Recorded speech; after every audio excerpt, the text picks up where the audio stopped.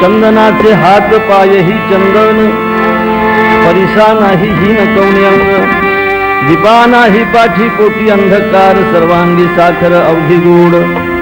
तुका म्हणे तैसा सज्जना पासून पाहता अवगुण मिरेचिना, दीपा नाही पाठी पोटी अंधकार, सर्वांगी साखर अवघी गोड. विठ्ठल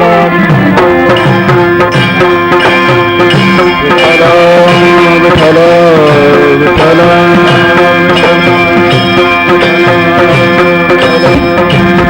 राजेंद्रजी जवळ महाराजांचा राजेंद्रजी विठ्ठल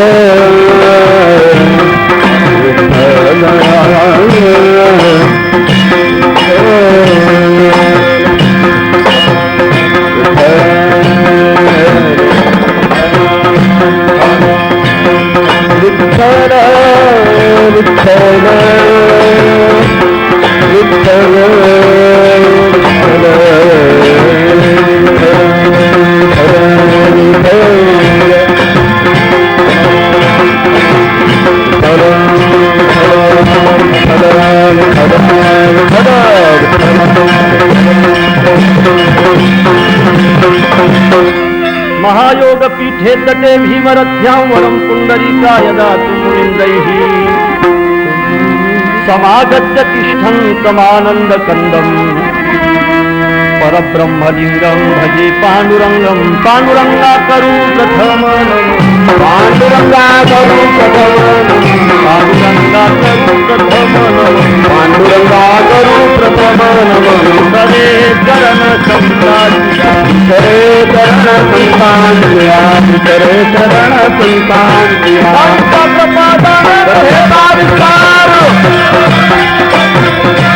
प्रपादान कथेचा विस्तार प्रपादान कथेचा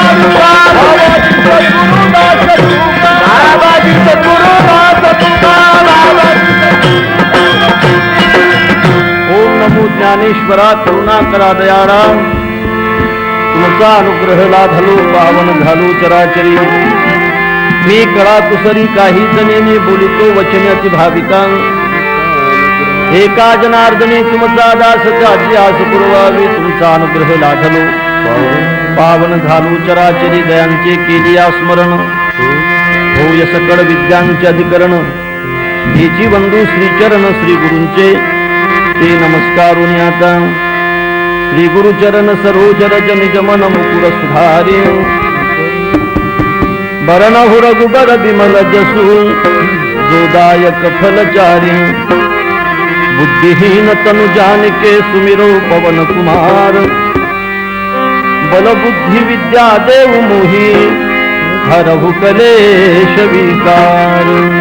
हाथ वज्र और ध्वजा विराजे, कांगे मोन जने साजे. शंकर सुवन केशरी नंदन, तेज प्रताप महाजगवंदन. तेज प्रताप महाजगवंदन. विठाला विठाला विठाला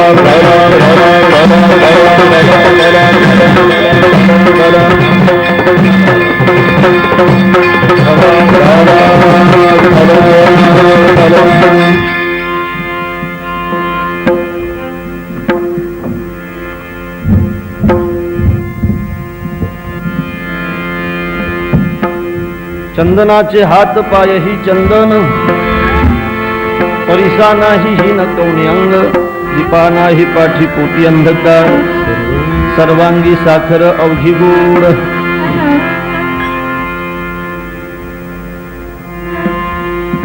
झुंबरलालजी खटाव या सामाजिक प्रतिष्ठानच्या वतीने आमचे परम आदरणीय रामदासी महाराज यांच्या मार्गदर्शनाखाली या ठिकाणी हा कीर्तन महोत्सव चालू आहे. त्या कीर्तन महोत्सवाचा आजचा हा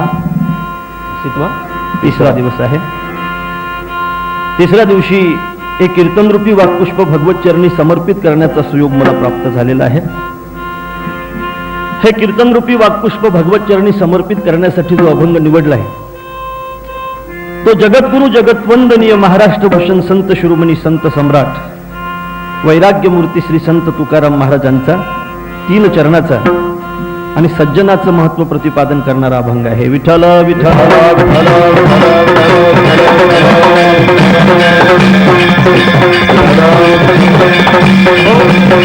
अभंग 3 चरणाचा आहे, पण अर्थाने मात्र महान आहे. साधूचे शब्द जरी लहान असले सज्जनानो तरी ते अर्थाने महान असतात. एखादी गोष्ट दिसायला जरी लहान दिसत असली तर कर्तृत्वाने तिचा मोठेपणा सिद्ध होत असतो. तशी विंचवाची नांगी दिसायला लहान आहे पण तिचं कर्तृत्व फार मोठं आहे.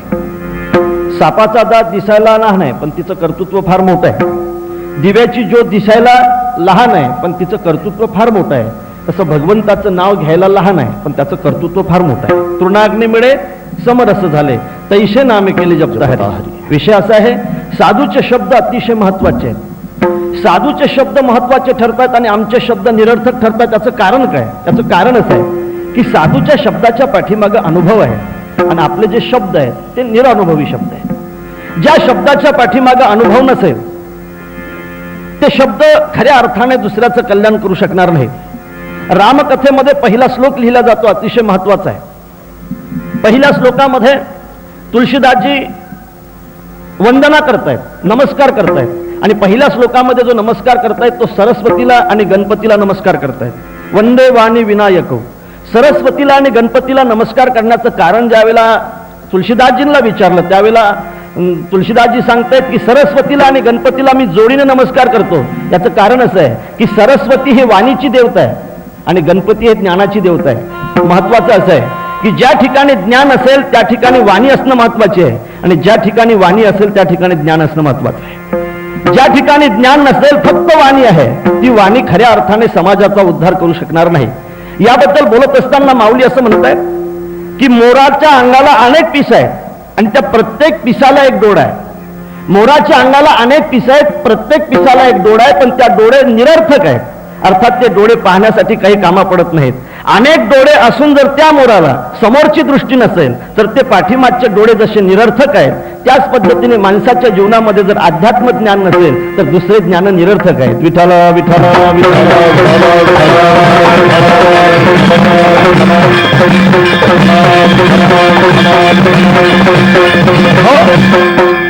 शब्द बाहेर येत असतात ते अंतःकरणापासून बाहेर येत असतात.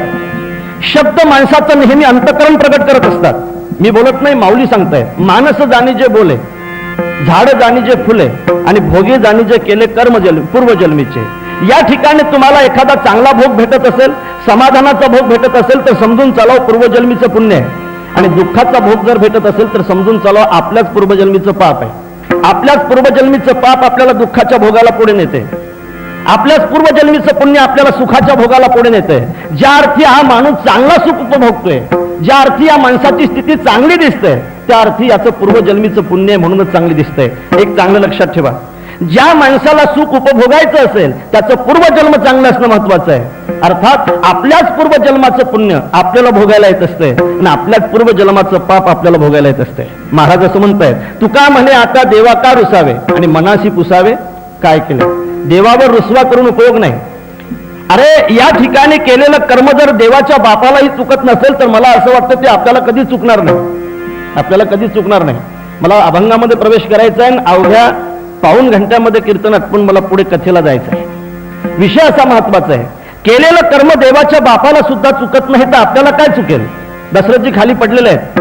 दशरथजीचं मरण आता काही क्षणानंतर निश्चित आहे. काही क्षणानंतर आपलं मरण निश्चित दशरथजीला कळतंय. याचं कारण समोरच्या भिंतीवर ते पाहत आहेत, त्यांना एक चित्र दिसते. प्रत्येक दशरथाला मरत असताना समोरच्या भिंतीवर चित्र दिसणार आहे. म्हणून जीवनामध्ये काही चित्र चांगले असणं महत्वाचे आहे. कॅमेरामध्ये जे चित्र पॅक होत असतात तेच चित्र दिसत असतात. म्हणून असा कॅमेरा असला पाहिजे की त्या कॅमेरामध्ये चित्र चांगले असले पाहिजेत की जे शेवटच्या अवस्थेमध्ये माणसाला समाधान देतील.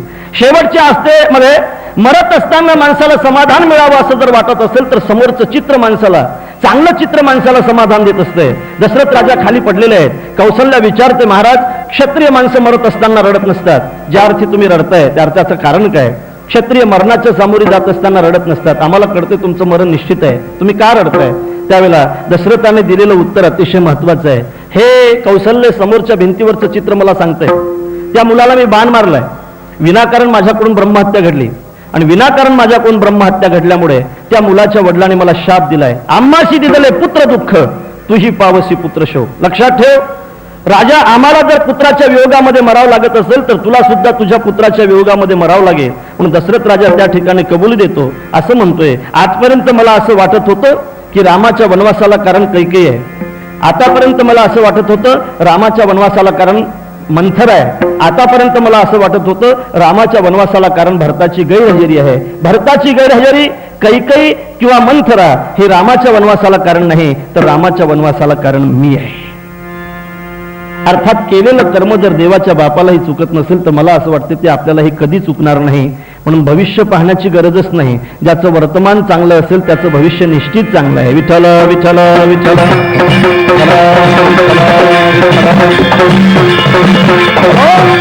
पूर्वजन्मीचं केलेलं पाप किंवा पुण्य भोगाने कळत असतंय. झाड हे फुलाने कळत असतंय आणि माणूस हा शब्दाने कळत असतो. अर्थात शब्दामध्ये माणसाचं अंतकरण येत असतंय. साधूचे शब्द अतिशय मौल्यवान ठरतायत दादा. 350 वर्षाच्या अगोदरचे शब्द आम्ही आजही विसरत नाही. ते शब्द आमचा आजही उद्धार करतायत. याचं कारण त्या शब्दाच्या पाठीमागे अनुभव आहे. अनुभव आहे. ज्ञानेश्वर महाराजांचे शब्द 750 वर्षाच्या अगोदर ते आजही माणसाचा उद्धार करतायत. याचं कारण त्या शब्दाच्या पाठीमागे अनुभव आहे. शिकागोमध्ये ज्या वेळेला आमचा नरेन जातो आणि नरेन गेल्यानंतर काही क्षण मेलाय बोलायला त्याला योग येतोय, काही क्षण बोलण्यासाठी ज्याला संधी प्राप्त होते आणि पहिले शब्द तोंडून बाहेर पडतायत माझ्या बंधू आणि भगिनींनो. माझ्या बंधू आणि भगिनींनो आम्ही नेहमीच म्हणत असतो, पण आपले कोणी भगिनी ठरत नाही, आपले कोणी बंधू ठरत नाही. याचं कारण आपले शब्द फक्त ओठात आहेत, पोटात नाहीत. जसं जसं स्टेज असेल तसे तसे बंधू बदलत असतात. शेतकरी असतील तर माझ्या शेतकरी बंधूंनो, वारकरी असतील तर माझ्या वारकरी बंधूंनो, मतदार असतील तर माझ्या मतदार बंधूंनो. बंधू सारखे बदलत असतात, बंधू सारखे बदलत असतात. सज्जनानो, बंधू गरीब असतात आणि जे माणसं बंधू म्हणतात ते श्रीमंत असतात. मग आपला भाऊ गरीब पाहून त्यांना कधी दया येत नाही, ते कधी आपले बंधू नसतात. एक लक्षात ठेवा दादा, फार महत्वाचं आहे. या देशातल्या प्रत्येक रक्ताच्या थेंबाने या मातीवर प्रेम केलं पाहिजे. का करू नये? या मातीने जे रक्त दिलंय, या मातीने जे आपल्याला जन्म दिलाय, या प्रत्येक माणसाच्या रक्ताने मातीवर प्रेम केलं पाहिजे. पण मातीवर प्रेम करण्याच्या अगोदर रक्तावर प्रेम करणं शिकलं पाहिजे. जे रक्तावर प्रेम करत नाही ते मातीवर काय प्रेम करेल? भारत माझा देश आहे, सारे भारतीय माझे बांधव आहेत असं म्हटलं जातंय, पण प्रेम केला जात नाही. एक वाक्य सांगतो, अतिशय महत्वाचं असेल. जोपर्यंत श्रीमंताचा विलास थांबणार नाही तोपर्यंत या देशातले गरीब कधी श्रीमंत होणार नाहीत. विठ्ठल विठ्ठल.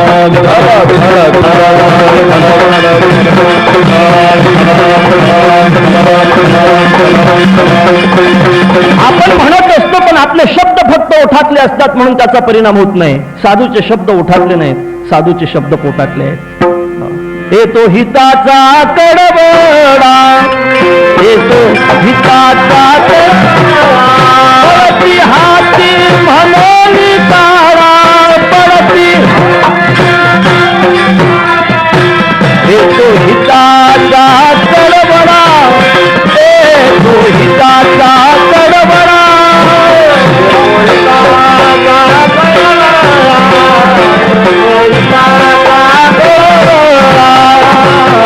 हे साधूचे शब्द आहे. साधूच्या शब्दाच्या पाठीमागे अनुभव अतिशय महत्वाचा आहे. माझ्या बंधू आणि भगिनींनो असं नरेननं म्हटलं, टाळ्या वाजल्या.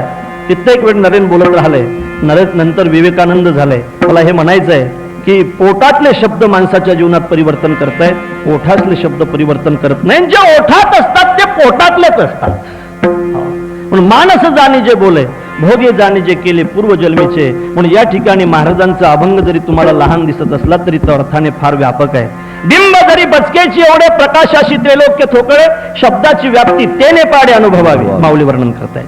मग हे शब्द लहान आहेत. मला आता वेळ नाही, नाही तर मी फार 2-3 तास बोलत राहिलो असतो तुमच्यापुढे. महाराजांचे शब्द आहेत आणि महाराजांचे या अभंगातले शब्द अतिशय महत्वाचे आहेत. शब्द जरी लहान असले, 3 चरणाचा अभंग असला तरी अर्थानं तो फार महान आहे. एक लक्षात ठेवा दादा, माणसाचं, चांगल्या माणसाचं जीवन जे समाजापुढे येत असते ना, ते चांगल्या माणसामुळे कधीच येत असते, कधीच येत नसते. ते वाईट माणसामुळे चांगलं होत असते. महत्वाचं आहे. सर्वसामान्य माणसावर चांगले माणसं उपकार करत असतात. सर्वसामान्य माणसावर चांगले माणसं उपकार करत असतात आणि चांगल्या माणसावर सज्जन माणसावर दुर्जन लोक उपकार करत असतात. दुर्जनाने जर सज्जनावर उपकार केले नसते तर सज्जन दिसले नसते आणि सज्जन जर दिसले नसते तर खऱ्या अर्थाने आपल्याला चांगले तत्व भेटले नसते. फार महत्वाचं आहे. म्हणून दुर्जनाला कधी दोष लावायचा नसते. निंदा मत करना किसकी सच्ची बात कबीर जी की, सच्चा झूठा दोनों भाई खुदा ने बनवाया. निंदा मत करना किसकी सच्ची बात कबीर जी की. कबीरजी म्हणतात कोणाची निंदा कधी करायची नाही. दादा दुर्जन सुद्धा अतिशय महत्वाचे असते. मी आपल्याला एक प्रश्न विचारतोय दादा, की या जगातला असा कोणता दगड आहे की ज्या दगडामध्ये मूर्ती नाही? मला असं पुढे जायचं आहे. या जगातला असा कोणता दगड आहे की ज्या दगडामध्ये मूर्ती नाही? उत्तर आहे या जगातला असा एकही दगड नाही की ज्या दगडामध्ये मूर्ती नाही. बरोबर आहे? या जगातला असा एकही दगड नाही की ज्या दगडामध्ये मूर्ती नाही. मग प्रत्येक दगडामध्ये जर मूर्ती असेल तर प्रत्येक दगड मंदिरात का नाही? प्रत्येक दगड मंदिरात का नाही याचं उत्तर असं आहे की जो दगड पाथरवटाकडे गेला नाही त्याला मंदिरात बसण्याचा योग कधी जीवनात प्राप्त होणार नाही. ज्या वेळेला तो दगड पाथरवटाकडे जातो, पाथरवटाकडे ज्या वेळेला जातो त्यावेळेला पाथरवट त्याची पूजा करतो, त्याच्यावर दही टाकतो, अक्षित टाकतो, बुक्का टाकतो, हार वाहतो. बरोबर आहे ना? बरोबर आहे? पाथरवट पूजा करतो. पाथरवट पूजा करत नाही. त्याने जर पहिलंपासूनच पूजा करायला सुरुवात केली असती तर त्याची त्या दगडाची कोणच पूजा केली नसती. तो त्याच्या छातीवर बसतो, त्याला आडवा पाडतो, फार मोठमोठ्या छन्ने हातामध्ये घेतो, फार मोठमोठ्या छन्ने हातामध्ये घेऊन त्याचे फार मोठमोठे शकल बाजूला करतोय आणि बाजूला शकल करत करत तो दगड बिचारा ते सहन करत असतो आणि सहन करता करता करता करता मग त्या छन्न्या लहान होत असतात. लहान झालेल्या छन्न्या मग त्या दगडाला आकार देत आहेत, मग मुकुट तयार करतायत, डोकं तयार करतायत, डोक्यावर पिंड तयार करतायत, चेहरा तयार करतायत, डोळे तयार होत आहेत, नाक तयार होतंय, तोंड तयार होतंय, चेहरा तयार होतो, हात तयार होत आहेत, कटेवर ठेवल्या जात आहेत, पाय तयार होत आहेत, विटेवर ठेवल्या जात आहेत आणि त्याच दगडासाठी माणसं मग मंदिरात दर्शनाला जात आहेत. आपलं दर्शन घ्यावं असं जर वाटत असेल, ज्या दगडाला आपलं दर्शन घ्यावं लोकांनी असं जर वाटत असेल तर त्या दगडाने अगोदर पाथरवटाकडे जाणं महत्वाचं आहे आणि पाथरवटाकडे जाऊन त्या पाथरवटाचे घाव सहन करणं महत्वाचे आहे. पुढचं महत्वाचं आहे, ज्या माणसाला लोकांनी आपलं दर्शन घ्यावं असं जर वाटत असेल तर त्या माणसाला सुद्धा समाजातून आलेले घाव सहन करणं अतिशय महत्वाचे आहे. समाजामधून आलेले घाव जोपर्यंत सहन होणार नाहीत तोपर्यंत माणसाची मूर्ती तयार होणार नाही. जोपर्यंत दगडाला घाव दगड सहन करणार नाही तोपर्यंत दगडाची सुद्धा मूर्ती तयार होणार नाही. सहाय्याची टाकी घाये पाषाण देवची झाला पाहे, महाराज वर्णन करतायत. पाषाणाचा देव बनते मग माणसाचा का बनणार नाही? फक्त त्याने घाव सहन करणं महत्वाचे असतात. विषय महत्वाचा आहे. विषय असा आहे की चांगला माणूस जर मार्गस्थ असेल, चांगला माणूस जर मार्गस्थ असेल, आपल्याला त्याच्या वाटेतले फुलं बनता येत नसेल तर बनू नका, पण माणसाने त्याच्या वाटातले काटे कधी बनू नका. एखाद्या गरीब माणसाला तुम्हाला झोपडं बांधायला पैसा देता येत नसेल तर देऊ नका, पण त्याचं जर जळत असेल झोपडं तर त्याच्यावर राखेल टाकू नका. एखाद्या माणसाला जखम झाली असेल त्याच्यावर तुम्हाला मलमपट्टी करता येत नसेल तर करू नका, पण त्याच्यावर मीठ आणि लिंबू पिळण्याचा प्रयत्नही कधी करू नका. कोणाच्या जीवनामध्ये तुम्हाला प्रकाश आणता येत नसेल तर आणू नका, पण कोणाचं जीवन अंधारातही लोटू नका. मार्गाने तुम्हाला फुलं बनता येत नसेल तर बनू नका, पण कोणाच्या मार्गातले काटेही कधी बनू नका. भला किसी का कर न सके तो बुरा किसी का मत करना, पुष्प नहीं बन सकते तो तुम काटे बनकर मत रहना. बन न सके भगवान अगर तुम कम से कम इंसान बनो, नहीं कभी शैतान बनो, नहीं कभी हैवान बनो. दुराचार सदाचार अपना न सके तो पापों में पद मत धरना, पुष्प नहीं बन सकते तो तुम काटे बनकर मत रहना. तो माणूस चांगला आहे की जो माणूस चांगल्या चालत असताना त्याच्या वाटेतली फुलं बनत असेल, माणूस चांगला आहे. दुसऱ्याला सहकार्य माणसाने केलंच पाहिजे. सज्जनानो, माणूस जर माणसाला सहकार्य करत नसेल तर माणसापेक्षा पशु बरे. परोपकार हीनश्य धीक मनुष्यस्य जीवितम जीवंतु परो येषाम चर्म अपि उपकरिष्यसि. भरतू ही वर्णन करतायत. जिवंतपणे जो माणूस दुसऱ्याला सहकार्य करत नाही, दुसऱ्यावर उपकार करत नाही, त्याच्यापेक्षा मेलेल्या म्हशी बऱ्या. मेलेल्या म्हशी मेल्यानंतर कातड देत असतात, मेल्यानंतर सुद्धा उपकार करत असतात. मेल्यानंतर जर म्हशी उपकार करत असतील आणि जिवंतपणे जर माणूस उपकार करत नसेल तर माणसापेक्षा म्हशी बऱ्या. जातस्य नदीतीरे तृणस्य जन्म साफल्यम या सलील मज्जना कुलजन हस्तावलंबनम भवती. अरे जिवंत माणसापेक्षा नदीवरच्या काठावरचं लहू बरे, ते गवत बरं. एखादा माणूस जर वाहत चालला आणि त्याच्या हाताला जर ते लहू लागले तर तो म्हणतोय फक्त मला सोडू नको, मी तुला वाचवल्याशिवाय राहणार नाही. वाहत जाणाऱ्या माणसाला जर झाडं वाचवत असतील, वाहत जाणाऱ्या माणसाला जर लहू वाचवत असतील आणि वाहत जाणाऱ्या माणसाला जर माणसं आणखी ढकलून देत असतील तर मला असं वाटतं जिवंत माणसापेक्षाही ते लहू बरे की जे उपकार करतायत. सहकार्य माणसाने केलंच पाहिजे. मला पुढे जायचंय, पुढे असं जायचंय, वाटेतली फुलं बनले पाहिजेत, पण फुलं हे होता येत नसेल तर काटे बनू नका.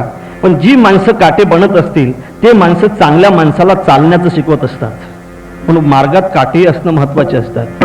या मार्गामध्ये सगळेच फुलं आहेत असं जर वाटलं तर माणूस कोणी मोकळ्या मनाने चालू शकतो, कुठेही पाऊल टाकू शकतो. पण काटे जर असतील तर चांगला माणूस चालत असताना सुद्धा आपले पावलं सांभाळून टाकत असतो. काटे आहेत.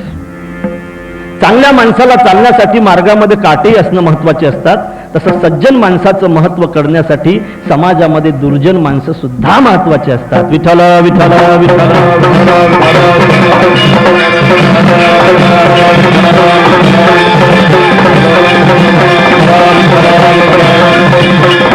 बहुरी बंदी खलगन सती भाए, जे बिनु काज दाहिने पाहे, परहित हानी लाभ जिन्ह केरे, उजरे हर्ष विषाद बसेरे. बहुरी बंदी खल गणसती भाए, जे बिनु काज दाहिने तुळशीदासजी म्हणून दुर्जनाला सुद्धा वंदना करतायत. दुर्जन माणसं सज्जनाला दाखवून देत असतात. सज्जनानो, जंगलामध्ये जर सगळेच चंदनाची झाडं असते तर चंदनाला कोणी महत्व दिलं नसतं. बरेचसे लिंबाचे झाड आहेत म्हणून चंदनाच्या झाडाला महत्व आहे. अनेक खाणी जर हिऱ्याच्या असतात तर हिऱ्याला कोणी महत्व दिलं नसतं. अनेक गारींच्या खाणी आहेत म्हणून हिऱ्याला महत्व आहे. अनेक जर सज्जन असले तर सज्जनाचं महत्व वाढलं नसतं. या ठिकाणी बरेचसे दुर्जन आहेत म्हणून सज्जनाचं महत्व आहे. सज्जनाचं महत्व वाढण्यासाठी सुद्धा दुर्जन अतिशय महत्वाचे आहे. बघा, जगद्गुरु तुकाराम महाराज आपल्यापर्यंत येतात त्याचं कारण रामेश्वर भट्ट सुद्धा आहेत. ज्ञानेश्वर महाराज आपल्यापर्यंत येतात त्याचं कारण वेसोबा खेचर आहेत. मुक्ताबाई खापर घेऊन चालले होते. खापर घेऊन जात असताना पगडीवाला म्हातारा एका चौकामध्ये भेटला. चौकामध्ये भेटल्यानंतर 6 वर्षाच्या मुक्ताबाईला त्या पगडीवाल्या म्हाताऱ्याने विचारलं, काय मुक्ते, काय चालवलंय तू? म्हटलं, खापर चालवलंय काका. कशासाठी चालवलंय? काका, मांडे करण्याची इच्छा आहे रे, दादाला मांडे घालण्याची इच्छा आहे. अरे, या गावातले वतनदार आम्ही आहोत. चांगलं खाण्याची इच्छा झाली तर आमची व्हावी. गरीबाला चांगलं खाण्याची इच्छा झाली तरी त्याने तसंच मरावं, त्याने कधी चांगलं खाऊ नये. तुमच्या पदरामध्ये आम्ही भीक वाढतो हेच भाग्य समजा. अरे, खापर मांडे खाण्याची इच्छा होते म्हणून त्या पगडीवाल्या म्हाताऱ्याने मुक्ताबाईच्या हातचं खापर फोडलं. मुक्ताबाई रडत रडत घरी गेली. रडत रडत घरी गेलेल्या मुक्ताबाईला दादाने विचारलं, मुक्ती का रडते? मुक्ताबाई म्हणते, दादा, आपल्या जीवनात काय रडणंच आहे का रे? दररोज आपल्याला रडावं लागते दादा. आपण असं काय पाप केलंय दादा? रडत होती. मुक्ते, आज काय रडण्याचं कारण आहे? मुक्ताबाई म्हणते, दादा, मी कुंभाराच्या घरून खापर घेऊन येत होती दादा. येत असताना वेसोबा मला चौकामध्ये भेटले दादा. त्यांनी माझ्या हातचं खापर घेतलं आणि फोडून टाकले दादा. मला आता मांडे करता येणार नाहीत, मला तुम्हाला घालता येणार नाहीत. त्यावेळेला ज्ञानेश्वर महाराज म्हणतायत, मुक्ते, ज्याचा दादा ज्ञानेश्वर आहे, ज्याचा दादा योगी आहे, त्याला मांडे टाकण्यासाठी खापराची काय गरज आहे? त्याला मांडे टाकण्यासाठी खापराची काय गरज आहे? महाराज वनवा करतायत, योगाग्नीने आपली पाठ तापवतायत, त्याच्यावर मांडे टाकायला मुक्ताबाई सुरुवात करते. तेवढ्यात वेसोबा त्या ठिकाणी येत आहेत आणि वेसोबा झरोक्यातून पाहतायत. पाहत असताना हे मांडे टाकणं चालू आहेत, खाणं चालू आहेत.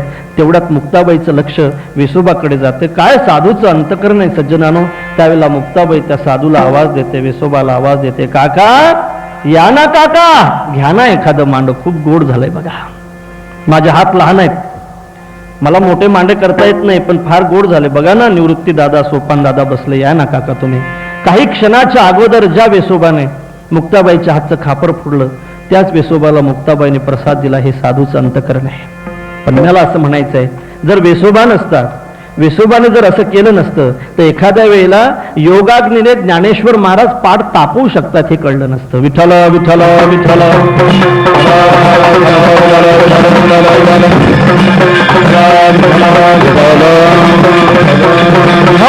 सज्जन माणसाला सुद्धा दाखवून देण्याचं काम दुर्जन करतायत. या ठिकाणी महाराज सज्जनाचं महत्व प्रतिपादन करतायत. सज्जनाचं महत्व अतिशय महत्वाचं आहे. सज्जनानो, सज्जन त्याही काळात होते, आताही आहेत आणि पुढेही राहणार आहेत.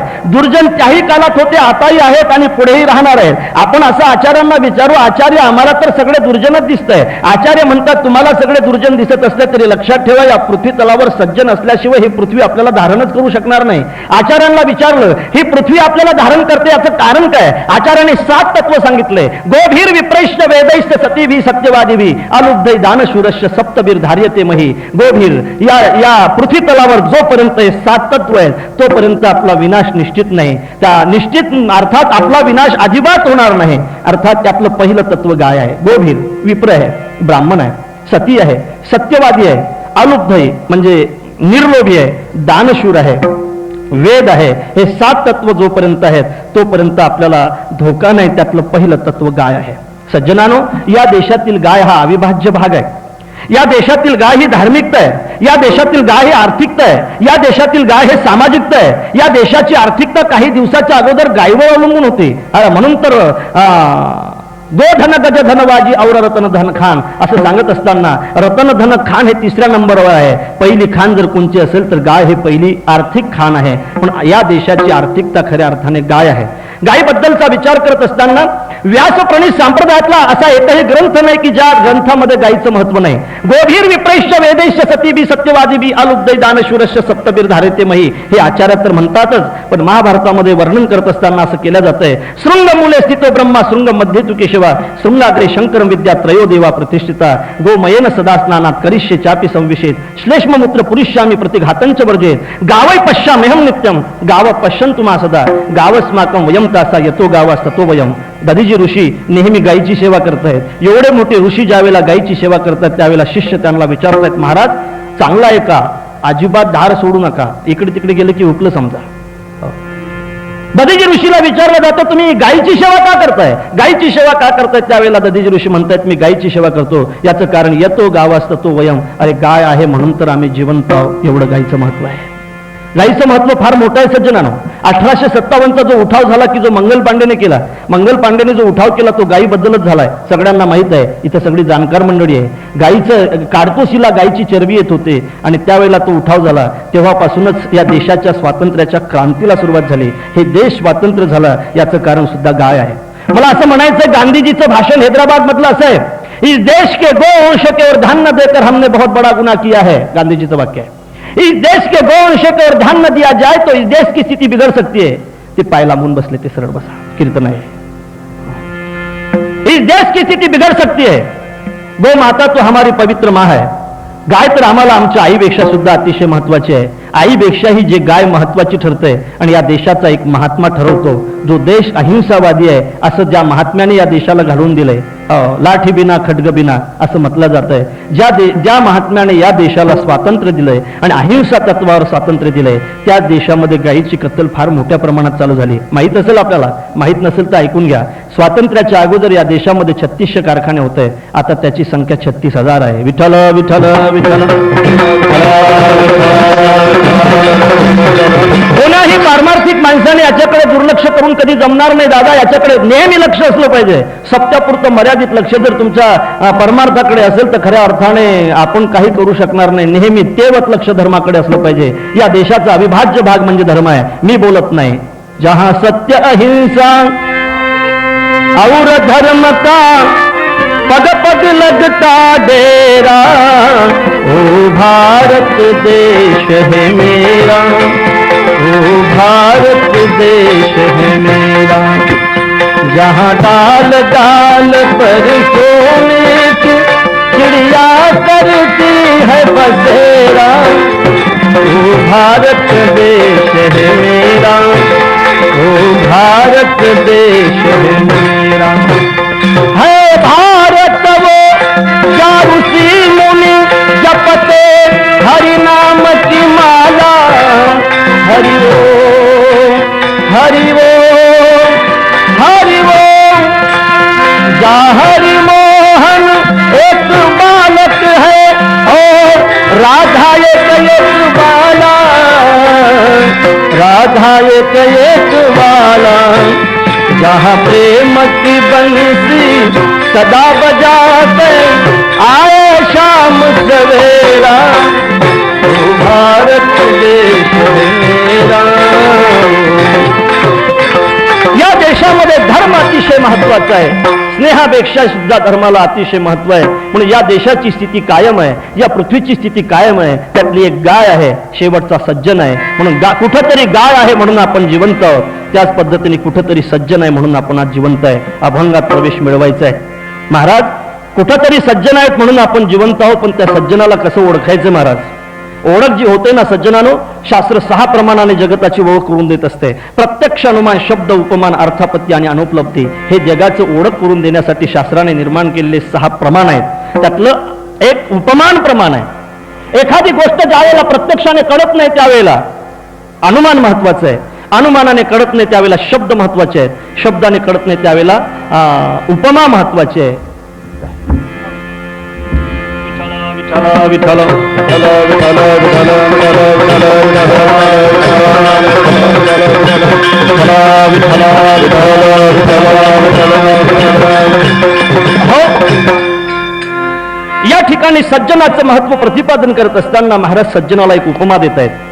उपमा देत आहेत त्याचं कारण सज्जनाची ओळख होण्यासाठी महाराज या अभंगाच्या प्रथम चरणामध्ये त्या सज्जनाला चंदनाची उपमा देत आहेत. महाराज म्हणतायत, चंदनाचे हात पाय ही चंदन, परिसा नाही हिन कवने अंग, परिसा नाही हिन कवने अंग, परिसा नाही हिन कवने अंग. चंदनाचे हात पाय ही चंदन, परिसा नाही हिन कवने अंग, परिसा नाही हिन कवने अंग, परिसा नाही हिन कवने अंग. सज्जन जवळ आल्यानंतर कळावे यासाठी महाराज त्यांना चंदनाची उपमा देत आहेत. महाराजांना आपण असं विचारू की महाराज त्या सज्जनाला तुम्ही चंदनाची उपमा देताय? म्हटलं हा, मी त्या सज्जनाला चंदनाची उपमा देतो. महाराज का देताय? चंदनाची उपमा देण्याचं कारण काय? महाराजांनी उत्तर असं दिलंय, सज्जनाला चंदनाची उपमा देण्याचं कारण असं आहे की चंदनाच्या ठिकाणी काही गुण आहेत. माहित आहे तुम्हाला? चंदनाच्या ठिकाणचा पहिला गुण आहे, एखाद्या तापलेल्या तेलाच्या कडेमध्ये जर बुनभर चंदनाचा थेंब पडला तर खऱ्या अर्थाने ते तेल शांत होते. हा त्यातला पहिला गुण आहे. चंदनाचा दुसरा गुण आहे, सर्वांगी सुवास परितो उगलानर आहे, स्वभावती तरुवर चंदन करीतची जाय. आपल्या संगतीने असणाऱ्या सगळ्या झाडांना जो चंदन करतो हा चंदनाचा दुसरा गुण आहे. आणि तिसरा गुण आहे, लक्षात ठेवा, तिसरा गुण असा आहे की चंदन आपल्याला शांत करण्यासाठी, डोक्याला लावल्यानंतर डोकं शांत होतंय, पण आपलं डोकं शांत होण्यासाठी चंदनाला स्वतः झिंजावं लागतंय. हा चंदनाचा तिसरा गुण आहे. पहिला गुण आहे, तापलेल्या तेलाच्या कडेमध्ये जर बुनभर पडला तर ते तेल शांत होतंय. दुसरा गुण आहे, आपल्या सोबती असणाऱ्या झाडांना तो सुगंधित करतोय. आणि तिसरा गुण आहे, आपल्याला शांत करण्यासाठी तो स्वतः झिंजते. सज्जनानो, चंदनाचे जसे हे 3 गुण आहेत तसे हे तिन्हीच्या तिन्ही गुण सज्जनाच्या ठिकाणी आहेत. म्हणून तर उपमा दिल्या जाते. उपमा आणि उपमे यातलं सादृश्य असल्याशिवाय उपमा दिल्या जात नाही. चंदनाची उपमा दिल्या जाते, यातलं सादृश्य असं आहे की आपल्या संगतीने असणारे झाडं जसे चंदन सुगंधी बनवतो त्याच पद्धतीने आपल्या संगतीने असणारे दुर्जन सुद्धा सज्जन सुगंधी बनवतायत. म्हणून चंदनाची उपमा दिल्या जाते. बोध दिला मज सांगाते, मार्ग दाविला नीट, भ्रांती हे समूळ गेली, दिसू लागली वाट, नाचत प्रेम छंदे, चालू लागलो सपाट, एका जनार्दनी पावलो पंढरी पेठ, जाते हो दान करा, जाते हो दान करा, जाते पंढरपुरा. एखादं दुर्जन जीवन, वाल्मिकजीच्या जीवनामध्ये जर नारदजीची भेट झाली नसती तर वाल्मिकजीचा एवढा मोठा अधिकारच झाला नसता. वाल्मिकजीचा तो अधिकार होतो. रामप्रभूच्या जन्माच्या अगोदर रामायण लिहिण्याचं सौभाग्य वाल्मिकजीला प्राप्त होते. याचं कारण वाल्मिकजी नाहीत, तर याचं कारण त्यांच्या जीवनामध्ये झालेली नारदाची भेट आहे. वाल्याचं जीवन जर वाल्मिक म्हणून आपल्या समोर येत असेल, त्याला साधूचा संघ अतिशय महत्वाचा आहे. म्हणून सज्जनानो, जीवनामध्ये संगती फारच महत्वाची आहे, फारच महत्वाची आहे. नाहं काको हातो राजन हंसो हम निर्मले जले, नीच संग प्रसादेन जातन जन्म निरर्थकम. सांगेल मी आपल्याला, एक कावडा राजहंसाच्या घरी पाहुणा म्हणून गेला. पाहुणा म्हणून गेलेला कावडा त्या ठिकाणी 2 दिवस राहिला राजहंसाला तो म्हटलाय, काय हो आम्ही तुमच्या घरी 2 दिवस राहिलो, मग तुम्ही आमच्या घरी चाला ना. राजहंस सुद्धा त्याच्या घरी आला. एका विशाल वटवृक्षावर त्याचं घर होतं. दोघंही गप्पा मारत बसले होते. खाली एक राजा आपल्या सैन्याच्या मांडीवर आराम करत बसला होता. बाजूला सैन्य उभं होतं. तेवढ्यात कावड्याने विष्ठा टाकली. ती विष्ठा नेमकी राजाच्या डोक्यावर पडली. कावड्याची विष्ठा राजाच्या डोक्यावर पडली. राजाने संकेत केला आणि संकेत ग्राह्य मानून सैन्याने बाण काढला. बाण सोडला. तो कावड्याला नाही लागला, कावळा तर उडून गेला. तो बाण राजहंसाला लागला. राजहंसाला बाण लागल्यानंतर फडफड करत राजहंस खाली पडला आणि खाली पडलेल्या राजहंसाला राजाने विचारलं, काय रे तू कावडा आहेस? त्याला राज म्हणतो, नाहं काको, मी कावडा नाही, मी कावडा नाही, पण मला कळलंय. म्हटलं काय कळलं? नाहं काको हातो राजन, मी तुमच्या बाणाने आता मारला गेलो, मी मरणार आहे, मला खूप चांगलं कळलं. म्हटलं काय कळलं? नीच संग प्रसादेनं जातन जन्म निरर्थकम, हे मला कळलं. निचाच्या संगतीने माणसाचं जीवन निरर्थक ठरतंय. म्हणून संगती जीवनामध्ये अतिशय महत्वाची आहे. जीवनामध्ये विसंगती भोगावी लागते, कुसंगती टाळावी लागते आणि सत्संगती करावी लागते. विठ्ठल विठ्ठल विठ्ठल.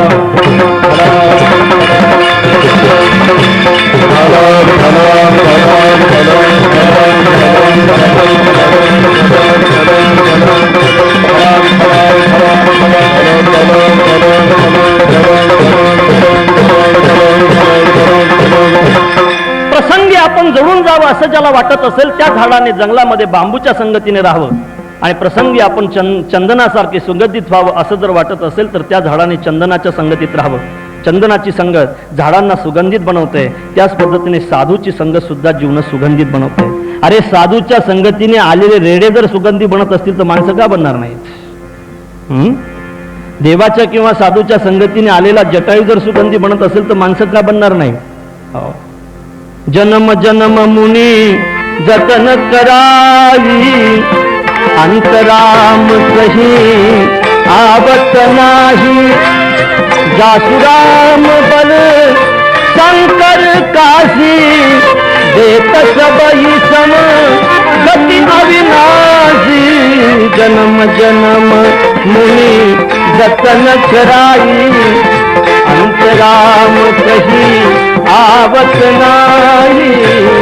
जन्म जन्म मुनि जतन कराई.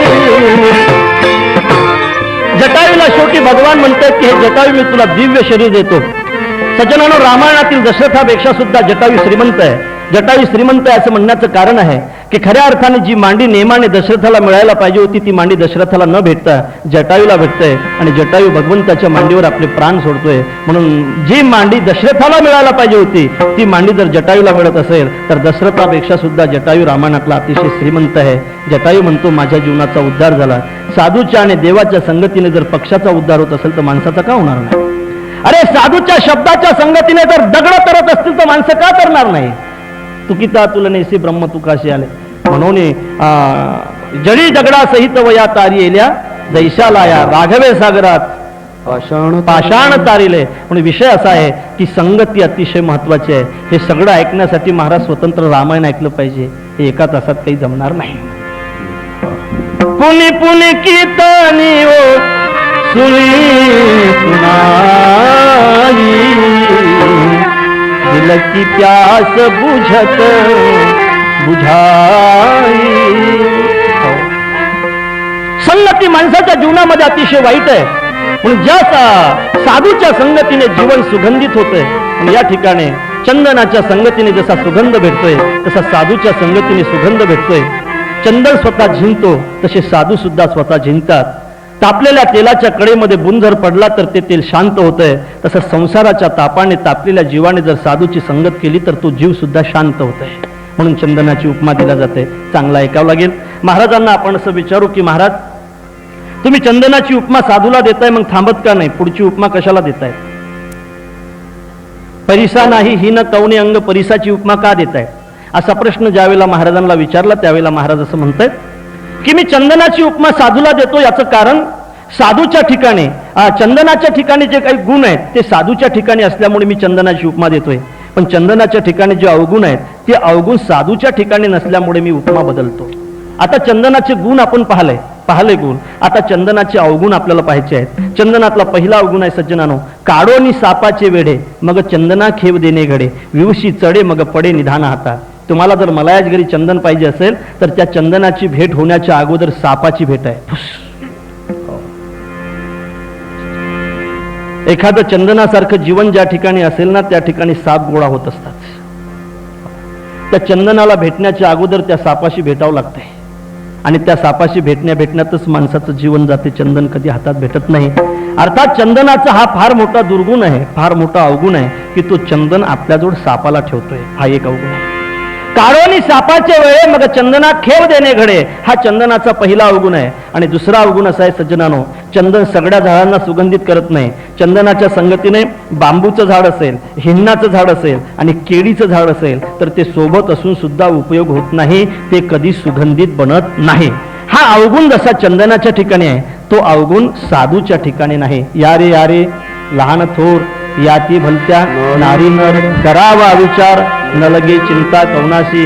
ज्या ठिकाणी रेड्याला सुगंधित बनवल्या जाते त्या ठिकाणी दुसरा कोणताच विचार केला जात नाही, फक्त त्याच्या भावनेचा विचार केला जातो. कोणीही माणूस साधूच्या संगतीने सुगंधित होतो. चंदनाच्या ठिकाणी जो अवगुण आहे तो साधूच्या ठिकाणी नाही, म्हणून चंदनाची उपमा बदलल्या जाते आणि परिसाची उपमा दिल्या जाते. ऐकते ना आपण, परिसाची उपमा दिल्या जाते. चंदनाची उपमा बदलल्या जाते, परिसाची उपमा दिल्या जाते. तुम्ही चंदनाची उपमा का देता याचं आपण कारण पाहिलं. चंदनाची उपमा तुम्ही का बदलता याचंही कारण आपल्याला दिसलंय. त्याच पद्धतीने आपण आता महाराजांना विचारणार आहोत की महाराज तुम्ही आता परिसाची उपमा तरी कशी देताय. महाराज म्हणतायत परिसाच्या ठिकाणी जे काही गुण आहेत तेच गुण साधूच्या ठिकाणी असल्यामुळे त्या साधूचं दर्शन व्हावं यासाठी मी परिसाची उपमा देतो. परिसाच्या ठिकाणी गुण कोणते आहे सज्जनानो. परिसाच्या ठिकाणी असा गुण आहे की परिस लोखंडाच्या जीवनामध्ये बदल करतो. आपुल्या महिमाने धातू परिसे केले सोने. परिस जर या लोखंडाला स्पर्श झाला तर परिस या लोखंडाचं परिवर्तन करतो. मला असं वाटतं माझ्या समोर जे हे स्टँड आहे हे जास्तीत जास्त 300 रुपयाचं असेल, बरोबर आहे ना, 300 रुपयाचं असेल. जर या स्टँडला जर परिसाचा स्पर्श झाला तर मला असं वाटतं हे 3 लाख रुपयाचं होईल, एवढा बदल होतो.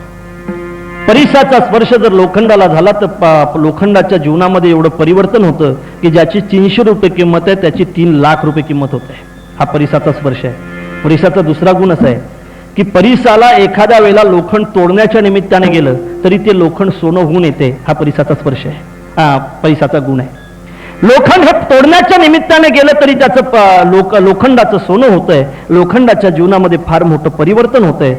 परिसाच्या स्पर्शाने लोखंडाच्या जीवनामध्ये जसं परिवर्तन होतंय तसं साधूच्या स्पर्शाने सुद्धा जीवनामध्ये फार मोठं परिवर्तन होते. आलिंगन घडे मोक्ष सायुज्यता जोडे, ऐसा संताचा महिमा झाली बोला याची सीमा. आलिंगने संताचिया दिव्य झाली माझी काया. परिसाच्या स्पर्शाने जसं लोखंडाचं सोनं होतंय तसं साधूच्या स्पर्शाने सुद्धा हा जिठिवा दयावरी झडके का पद्म करू माथा पारुखे. तो जीवाची परितुके महेशेशी, तो महेश होतो नाम त्याचं परिवर्तन होतं. जीवच पुढे फार मोठा होतो. अर्थात या जीवच हा शिव होतो. परिसाच्या स्पर्शाने ज्या पद्धतीने लोखंडाचं सोनं होतं त्याच पद्धतीने साधूच्या स्पर्शाने या जीवाचा शिव होतो. म्हणून हा संबंध, ही उपमा या माध्यमातून ही उपमा थोडी बरी वाटली. त्याच्यामुळे महाराजांनी परिसाची उपमा साधूला दिली, पण महाराजांनी ही उपमा बदलली. महाराजांना आपण असं विचारू की महाराज ही उपमा तुम्ही का बदलताय. महाराज म्हणतायत की परिसाच्या ठिकाणी काही गुण आहेत म्हणून मी त्या साधूला या परिसाची उपमा दिली, पण परिसाच्या ठिकाणी जे अवगुण आहेत ते मात्र साधूच्या ठिकाणी नाही, म्हणून मी उपमा बदलली. लक्षात ठेवा. आता परिसाच्या ठिकाणी कोणते अवगुण आहेत एखादं सांगता येईल. परिस हा लोखंडाला सोनं बनवतो, पण परिस हा लोखंडाचं परिस करत नाही. हा फार मोठा अवगुण आहे. साधूच्या ठिकाणी हा अवगुण नाही. आपुले पदी बैसविले कृपा कटाक्ष निहाडिले, आपुल्या पदी बैसविले बाप रखुमादेवीवर विठ्ठले भक्ता दिले वरदान. म्हणून आपल्या पदावर साधू बसवतायत, आपल्या पदावर साधू बसवतायत. परिस मात्र त्या लोखंडाला सोनं बनवतो, पण परिस त्या लोखंडाचं परिस बनवत नाही. हा अवगुण त्या परिसाच्या ठिकाणी आहे, तो साधूच्या ठिकाणी नाही. परिसाच्या ठिकाणचा दुसरा अवगुण आहे की परिस हा खापरा परिस काय करी. परिस हा लोखंडाचं सोनं करतो, पण खापराचं कधी सोनं करत नाही. हा भेद साधूच्या ठिकाणी नाही, म्हणून या ठिकाणी उपमा बदलल्या जाते आणि तिसरी उपमा दिल्या जाते. दीपा नाही पाठी पोटी अंधकार, दीपा नाही पाठी पोटी अंधकार.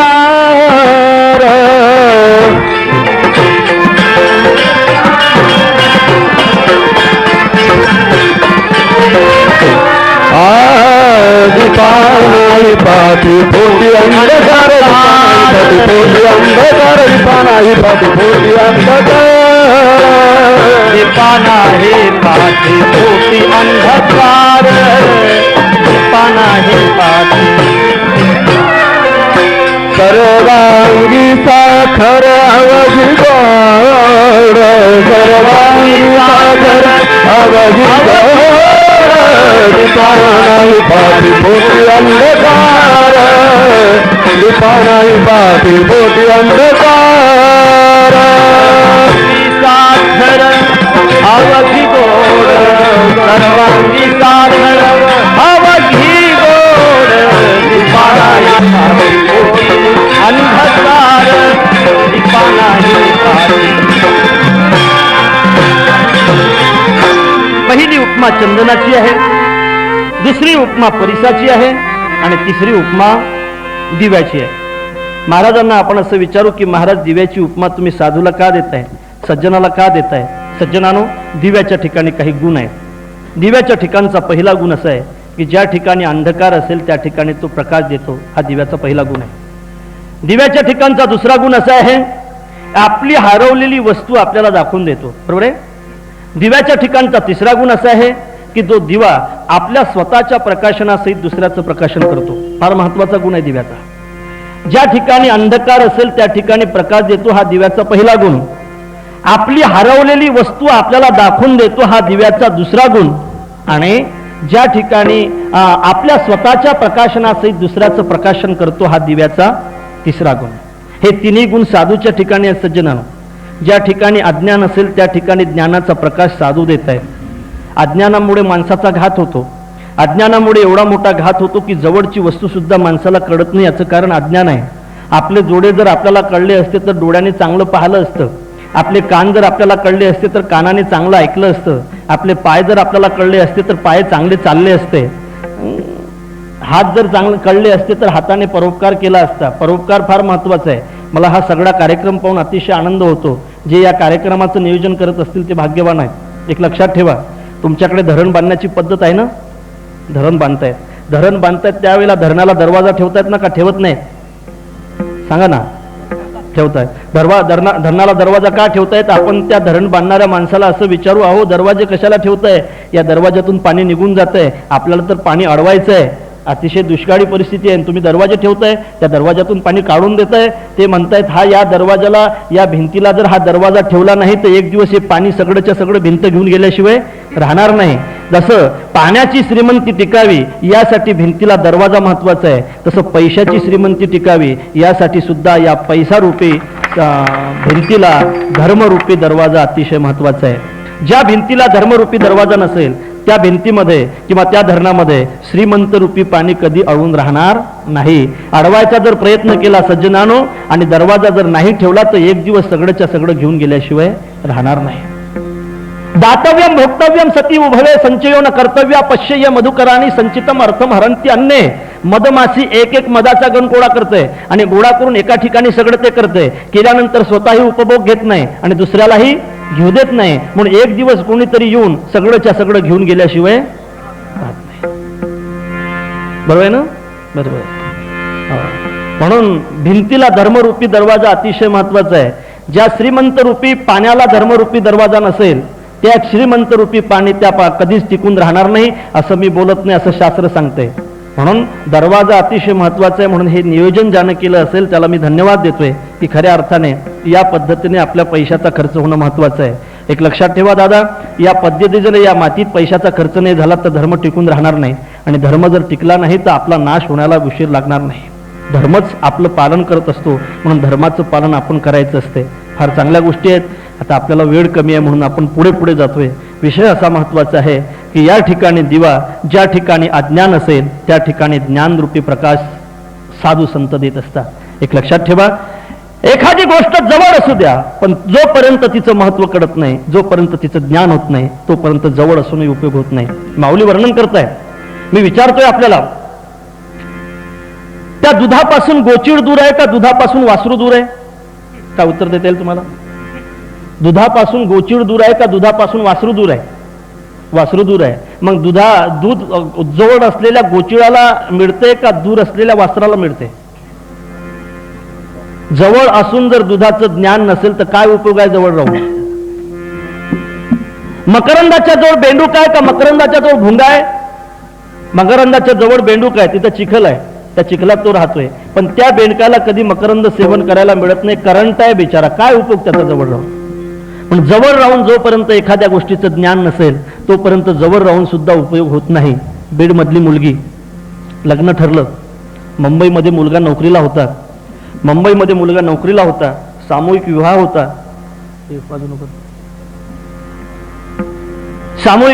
आणि सामूहिक विवाहामध्ये त्याचं लग्न, मुलीचं लग्न ठरलं.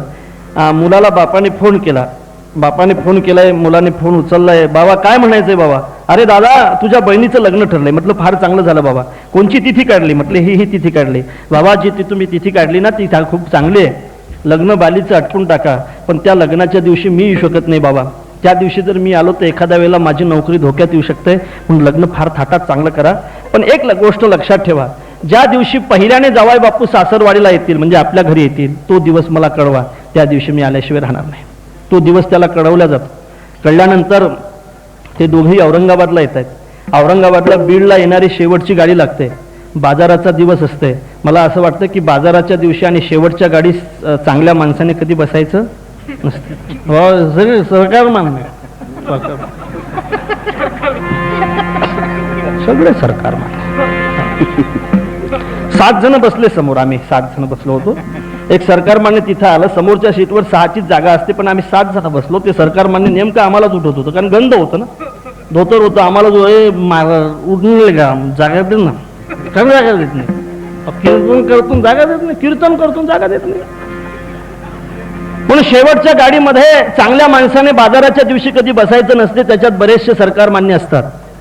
संध्याकाळची गाडी होती, गाडीमध्ये खूप गर्दी झाली होती. दोघंही तिथे आले होते. आल्यानंतर दोघांनी आपली जागा रिझर्वेशन केली, दस्त्या टाकून रिझर्वेशन केली. दोघंही त्या शीटवर गेले. एक माणूस तिथं अगोदर बसला होता आणि ह्या दोघांचं एका शीटसाठी भांडण चाललं होतं. कोण्या दोघांचं? जावाई मेहुण्याचं. आमच्याकडे जावाई म्हणतात विदर्भात त्याला. जावाई मेहुण्याचं भांडण चाललं होतं. भांडण विकोपाला गेलं. तो म्हटलं मी बसणार आहे, तो म्हटलं मी बसेल, तो म्हटलं माझी दस्ती अगोदर आहे, तो माझी दस्ती अगोदर मी.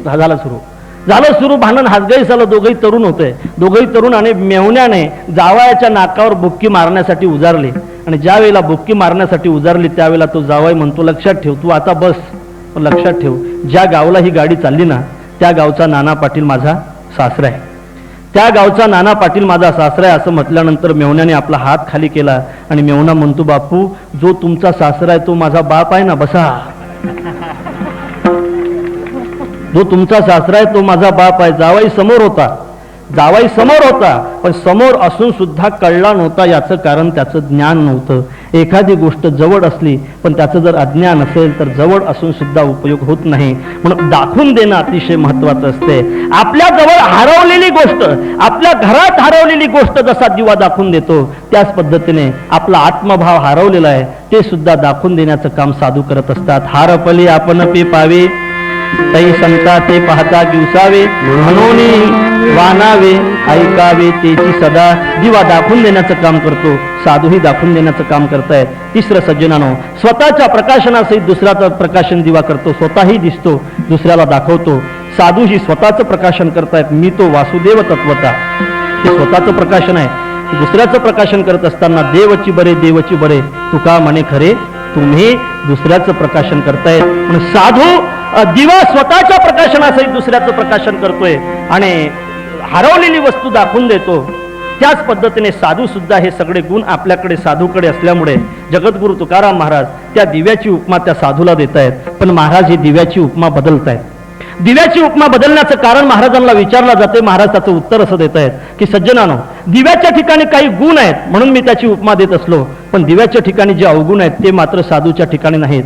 5 अवगुण दिव्याच्या ठिकाणी आहेत. माऊली वर्णन करतायत. एक अवगुण असं आहे की देवा तेल पितो, ऐका.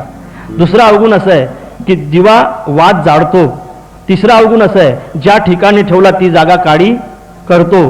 चौथा अवगुण असं आहे की पाणी शिंपडलं तर तडतड करतो आणि हवा आली तर विझून जातो. हे 5 अवगुण दिव्याच्या ठिकाणी आहेत. अर्थात कोणची हवा आल्यानंतर जो दिवा विचत असेल तो दिवाच नाही. माणसाने कधी विजायचं नसते सज्जनानो. जो माणूस कोण्याही हवेमध्ये विचत नाही त्यालाच खऱ्या अर्थाने दिवा म्हणतायत, त्यालाच खऱ्या अर्थाने माणूस होतायत. अरे हवा कुठेही वाहत असली म्हणून काय माणसाने त्याच्यासोबत वाहलं पाहिजे? माणसं आम्हाला म्हणत असतात महाराज ओघाने वाहलं पाहिजे, जिकडे ओघ असेल तिकडे गेलं पाहिजे. लक्षात ठेवा, पुरात जे लाकडं वाहतात ना ते ओघाने वाहत असतात, पण ओघाने वाहणारे लाकडं असतात, पर्वत मात्र ओघाने कधीच वाहत नसतात. पण चांगल्या माणसाने ओघाने कधी व्हायचं नसते. लाकडं वाहत जातात, पर्वत कधी वाहत नसतात. ओघाने वाहलं पाहिजे महाराज. पार्टीत असलं तर घेतली पाहिजे महाराज, तिथं गेल्यानंतर नाचलंय पाहिजे महाराज. नाचत असतात सज्जनानो, माणसं कधी नाचत नसतात. या ठिकाणी असलेल्या तरुणांना मी असं म्हणेल की दादा, तुम्ही जर पानपट्टीवर जाऊन फक्त घोटा खाण्याचं काम करत असाल, तुम्ही माणिकचंद खाण्याचं काम करत असाल, तुम्ही नशा करण्याचं काम करत असाल आणि तुम्ही नरदेवापुढे नाचण्याचं काम करत असाल, तुम्ही जर नरदेवापुढे नाचण्याचं काम करत असाल तर सीमेवर काय नाचे पाठवायचे का? सीमेवर नाच्यांना पाठवायचं? ज्या ठिकाणी तरुणांचं काम आहे तेच काम तरुणाने केलं पाहिजे. तुम्ही जर आपला परिचय नाचून देत असाल तर हा तरुणांचा परिचय नाही, तो खऱ्या अर्थाने या देशातल्या नाचांचा परिचय आहे. तरुणांचा परिचय या ठिकाणी होणार नाही. तरुणांचा परिचय त्याच ठिकाणी होईल. दिल दिया है जान भी देगे ए वतन तेरे, हरम करम अपना करेगे ए वतन तेरे लिए. म्हणून खऱ्या अर्थाने तो तरुणांचा परिचय. या ठिकाणी तरुणांचा परिचय देण्याची पाळी मला आता जायचंय. अर्थात तरुणांचा परिचय देण्याची इच्छा असेल तर सज्जनानो आपण भगतसिंग आठवला पाहिजे, पण छत्रपती शिवाजी महाराज आठवले पाहिजेत. हे माणसं आठवल्याशिवाय आपण आपल्या रक्ताचा परिचय देऊ शकत नाही. मला असं म्हणायचंय, दिव्याच्या ठिकाणी हा अवगुण आहे की दिवा हवा आल्यानंतर विझून जातो. हे दिव्याच्या ठिकाणी अवगुण असल्यामुळे महाराज या अभंगाच्या दुसऱ्या चरणाच्या उत्तरार्धामध्ये चौथी उपमा देत आहेत. ते साखरेची उपमा आहे. साखरेची उपमा महाराज देतात. त्याचं कारण महाराजांना आपण असं विचारून महाराज या उपमेवर थांबतायत याचंही कारण विचारू. अनेक उपमा देऊन साखरेच्या उपमेवर थांबतायत त्याचं कारण सज्जनानो, साखर अतिशय महत्वाची आहे. जुन्या काळ आहे. जुन्या काळामध्ये घरी पाहुणे आल्यानंतर खायला फार चांगलं मिळत होतं. आताच्या काळामध्ये फक्त पोहेच मिळतात, चहा मिळतो. पहिल्या काळामध्ये बदामा मिळत होत्या, खारका मिळत होत्या, अशा पद्धतीने मिळत होतं. पहिला जो काळ आहे, पाहुणे घरी आले, 4-5 पाहुणे होते, पाहुणे सुशिक्षित होते, पूर्वीचा तो काळ होता आणि त्यांना खाण्यासाठी घर मालकाने बदामा आणल्या. चांगला आहे का? घर मालकाने बदामा आणल्यानंतर त्या बदामा कवर सहित बदामा होत्या. कवर सहित बदामा असल्यामुळे त्या पाहुण्याने ती कवर काढायला सुरुवात केली आणि आतलं बी खायला सुरुवात केली. कवर काढत होते, आतलं बी खात होते, सुशिक्षित होते म्हणून त्यांनी नेमच बनवला. नेम असा बनवला की पदार्थ कोणताही असो त्याचा वरचा भाग टाकून दिला पाहिजे आणि आतला भाग खाल्ला पाहिजे. नेम असा बनवला की पदार्थ कोणताही असो त्याचा वरचा भाग टाकून दिला पाहिजे आणि आतला भाग खाल्ला पाहिजे, असा नेम बनवला. त्याच्या बदामा खाणं झाल्या. मग त्या घर मालकाने त्यांना खाण्यासाठी खारका आणल्या. नेम असा होता की वरचा भाग टाकून दिला पाहिजे आणि आतला भाग खाल्ला पाहिजे. आता खारका आणल्या. आता काय केलं पाहिजे? नेम बदलला, सरकार बदललं, नेम बदलला.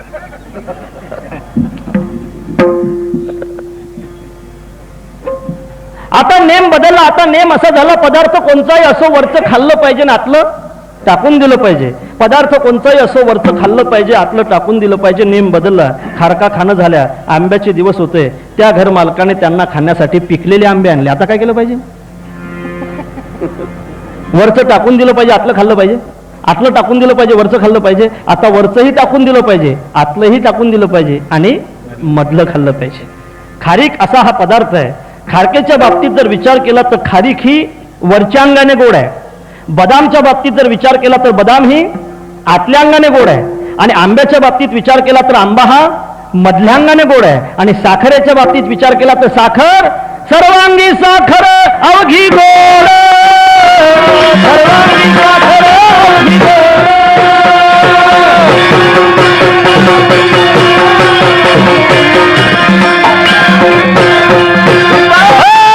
नाही माझी मोठी अंधकार.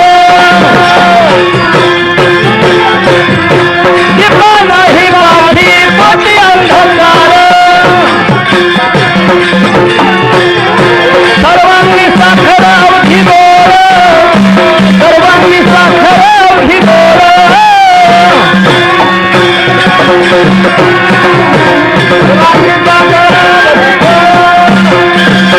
साखर जशी सर्वांगाने गोड आहे तसं साधूचं जीवन सर्वांगाने गोड आहे. या उपमेवर महाराज थांबतायत. सज्जनानो, साधूच्या जीवनाचा जर विचार केला तर ज्या ठिकाणी अजिबात अवगुण सापडत नाही त्याला साधू म्हणताय. परिसाच्या ठिकाणी अवगुण आहेत, आपण पाहिलं तर परिसाच्या ठिकाणी आपल्याला अवगुण सापडले. पाहिलं तर दिव्याच्या ठिकाणी आपल्याला अवगुण सापडले, पाहिलं तर चंदनाच्या ठिकाणी आपल्याला अवगुण सापडले. जिथं पाहून अवगुण सापडतात त्याला परीस दिवा किंवा चंदन म्हणतायत, आणि जिथं पाहूनही अवगुण सापडत नाही त्याला साधू म्हणतायत. तो का म्हणे तैसा सज्जना पासोनी, तू का म्हणे तैसा सज्जना पासोनी,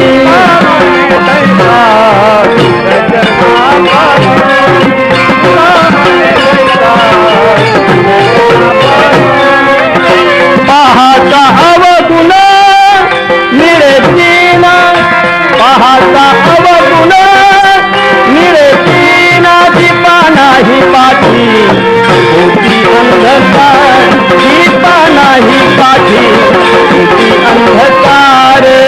पाहता अवगुण तीना, पाहता अवगुण मिळे तीना, दीपा नाही पाठी होती अंधकार.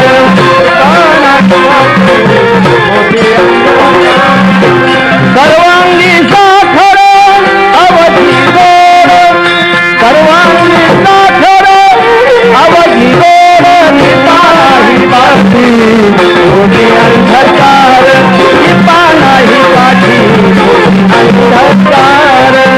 सर्वांगी साखर सर्वांगी साखर अवधी गोड, दीपा नाही पाठी होती अंधकार, दीपा नाही पाठी होती.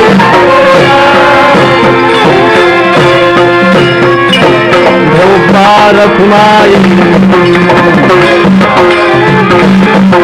धोपार कुमाई, हा हा धोपार कुमाई, धोपार कुमाई, हे धोपार कुमाई.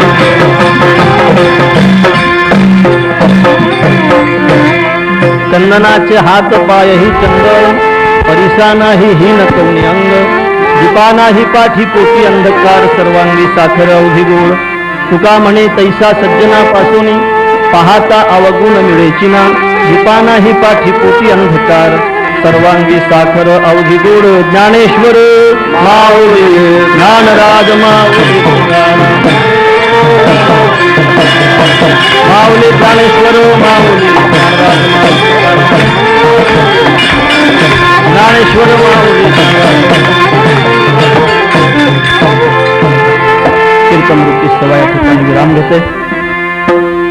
ज्या ठिकाणी कथा चालू आहे तिथला 8ची वेळ आहे, आणि इथं आपल्याला आता 8:30 वाजलेत. तिथं जायला पाऊण तास लागतो. तिकडचे श्रोते सुद्धा वाट पाहत असतील, म्हणून तिथं जाणं अतिशय महत्वाचं आहे. आमच्या रामदासी महाराजांनी आम्हाला इथं येण्याची आज्ञा केली, आणि त्यांची आज्ञा असल्यामुळे इथं येण्याचा योग आला, आणि तुमच्यासारख्या सज्जनांची भेटी झाल्यात. अशाच भेटी झाल्या पाहिजे सज्जनानो. सफर लंबा है दोस्त जमाते रहिए, सफर लंबा है दोस्त जमाते रहिए, हाथ मिले ना मिले दिल मिलाते रहिए. सफर लंबा है दोस्त जमाते रहिए. सफर फार लंबा आहे. चांगल्या माणसाने एकत्रित येणं अतिशय महत्वाचं आहे. नाही हात भेटेल, पण एकूणमेकाचं अंतकरण एकूणमेकाला भेटणं अतिशय महत्वाचं आहे. अंतकरणाने आपण एकत्रित येणं अतिशय महत्वाचं आहे. दादा, या देशावर आता खऱ्या अर्थाने त्या सगळ्या बाबतीत विचार केला, खऱ्या अर्थाने चांगल्या माणसाने एकत्रित येणं अतिशय महत्वाचं आहे. आजची कीर्तनरूपी सेवा या ठिकाणी थांबते. न्यूनते पुरते अधिकते सरते करून घ्यावे तुमते विनित्वसे पायाच्या प्रसादे. काही बोलिलो विनोदे मदक्षमा करणे संते अंगभूत युक्ते. होय हा उपदेश तुमचे बडबडिलो शेष, तुमच्या कृपेचे पोसणे जन्मोजन्मी तुका म्हणे विठ्ठलचे. फक्त एक मिनिट. आपण महाराज इतक्या व्यग्र व्यवधानात सुद्धा या ठिकाणी आलात, प्रतिष्ठानच्या विनंतीला मान दिला. आपली रामकथा लवकरच बीडमध्ये आयोजित केली जाईल याची मला नक्की खात्री आहे. या बाबतीत आपण नंतर बोलूयात. प्रतिष्ठानच्या वतीनं प्रतिष्ठानचे अध्यक्ष श्री खटोड साहेब महाराजांना सन्मानपत्र आणि शाल देऊन सत्कार करतील. या प्रतिष्ठानचे व्यवस्थापक नाना बुरांडे त्यांना हार आणि शाल देतील. नाना बुरांडे व्यासपीठावर जा खटोडजी बरोबर. प्रतिष्ठानचे व्यवस्थापक नाना बुरांडे. श्रीफळ. महाराज अत्यंत गडबडीत असताना देखील त्यांनी हे ठरलेलं होतं की त्यांची ही रामकथा चाललेली आहे, आणि तरीही आम्हाला वेळ दिला. आणि आपले अमृततुल्य कीर्तन, आपले हे विचार जे आजच्या तरुण पिढीला हवेत तर ते आपण तरुणांपर्यंत पोहोचविले. महाराज, बीडकरांच्या वतीने आपली कृतज्ञता व्यक्त करतो. पुंडलिक वरदा हरी विठ्ठल श्री ज्ञानदेव पंढरीनाथ महाराज की. पुन्हा एकदा सांगतो, पुनरागमनायच, पुन्हा पुन्हा या आणि आपले हे विचार श्रोत्यांपर्यंत पोहोचवा एवढी विनंती करतो. पुन्हा आपल्या पायाशी कृतज्ञतापूर्वक वंदन करतो आणि आपल्या पुढच्या कार्याला स्पीकर आहे. विठ्ठल जय जय जय विठ्ठल.